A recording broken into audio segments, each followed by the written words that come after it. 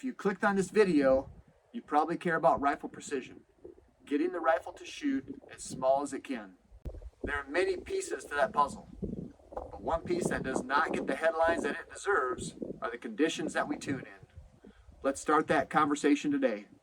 If you hang around long enough, I'll go over one of the biggest mistakes that shooters make. Connect the Dots is about sharing proven accuracy and precision guidelines, learned in competition, in a way that hunters can use in the field. Hi, I'm Jason Stanley. Welcome to Connect the Dots.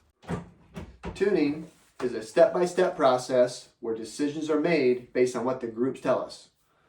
A couple examples. If you get a Y-axis group or vertical stringing, that's a pretty good sign that the rifle is asking for more powder.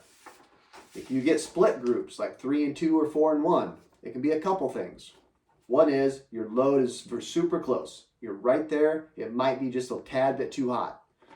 Or, especially if your splits are at the end, your last 2 shots, your last shot goes out, that might be a sign that your barrel is getting too hot.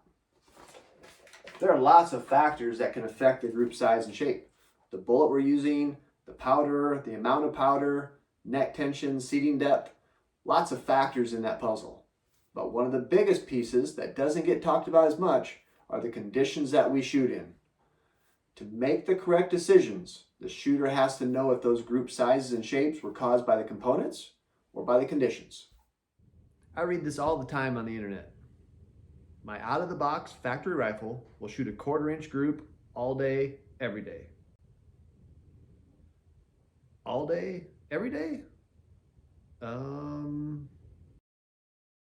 Now, I'm not saying the shooter has never shot a 1/4-inch group, and I'm not saying the rifle isn't capable of a 1/4-inch group. What I am saying is that the conditions that we shoot in won't allow that to happen all day, every day. That's just the hard reality of shooting. It's common for the conditions that we shoot in to have a bigger influence on the group size and shape than the components that we're testing.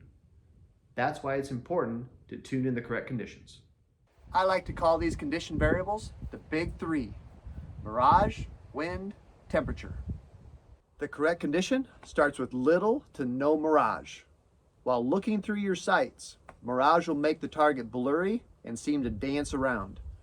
Very few shooters can get reliable data in heavy mirage. No mirage is the ideal condition. However, the reality of the situation, especially here in the Midwest, it is very tough to get days with no mirage. So I'm not afraid to tune. I can trust the data if the mirage is light, meaning the target is still clear and running in the same direction. Mirage usually occurs when there's full sun, so clouds help minimize that mirage. When you're looking at the weather forecast to find a time to tune, pay attention to the predicted cloud cover. Wind speed is another factor to pay attention to.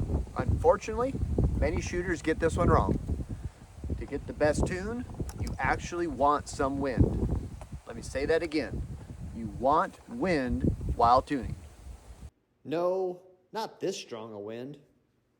The ideal wind condition is a steady 5-ish mile-an-hour wind.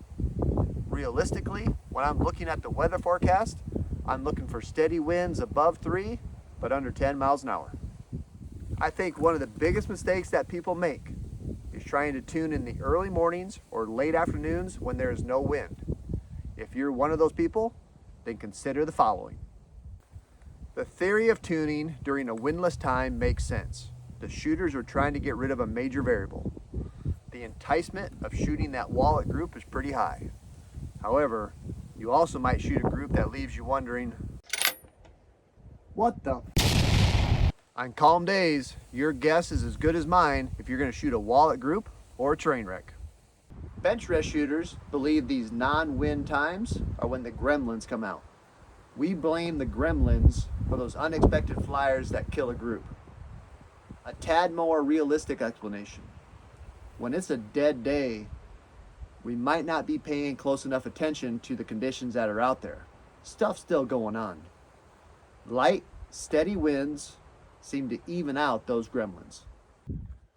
I believe there are 2 tunes, one for calm weather and one for wind. You can get your rifle to shoot dots in calm weather, but as soon as that wind picks up, your groups open up big time. In other words, there's no forgiveness. When you tune in the wind, you are building in that natural forgiveness.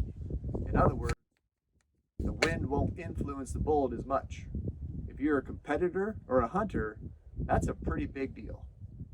I'm guessing many of you already know about this, but in case you haven't heard, there's a publication out there called Hand Loader Magazine. Tons of great technical information and stories covering all types of reloading. This magazine is published bi-monthly, so you'll get 6 issues a year. They also have a YouTube channel called Hand Loader TV. There's a link in my description to check them out. The temperature we tune in is the third variable in the big three. The closer the temperature is to the temperature that you'll be hunting or competing in, the more reliable the data.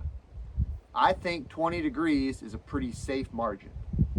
Speaking of safety, with the first two, heavy Mirage, no wind or strong wind, there's no safety issue. You're just not going to get good data. With temperature, that's not exactly true. Be very careful about tuning in temperatures that are colder than what you're actually shooting in later on. If that temperature goes up, it can most definitely increase the pressure in your rifle. All powders are temperature sensitive. Some are just less sensitive than others. Depending on your level of precision, this may or may not be a big deal. For example, if all you're trying to do is hit a deer at 100 yards, tune to whatever temperature you want. But if you want a chance at the winter circle or hitting that prairie dog at 800 yards, you might want to pay closer attention to the temperatures that you tune in. This is it. The tuner's nirvana. Overcast skies, which means no mirage. Light, steady winds, about 5 miles an hour. And temperatures within 20 degrees of what I'm hunting in. I can get a lot of good data on a day like today. This video may make it seem impossible to find a time to tune.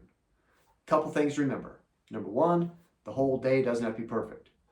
You only need an hour or so. And if you can time it right, you'll get some pretty good data pretty quick. And number two, I fully get it. Work schedules, life schedules, family schedules, you might not get to pick when you tune. What you got to remember, if you tune in less than ideal conditions, your group sizes might open up. In other words, you're probably not going to shoot a 1/4 inch group every time you go out. Please don't get me wrong. Every day is a great day to shoot. The days that are not good tuning days might be great practice days. But remember, tuning is not the same as practicing. The process of tuning requires us to make decisions based on reliable data. We have a much greater chance of getting reliable data when the groups are shot in the correct conditions. Until next time, enjoy the process.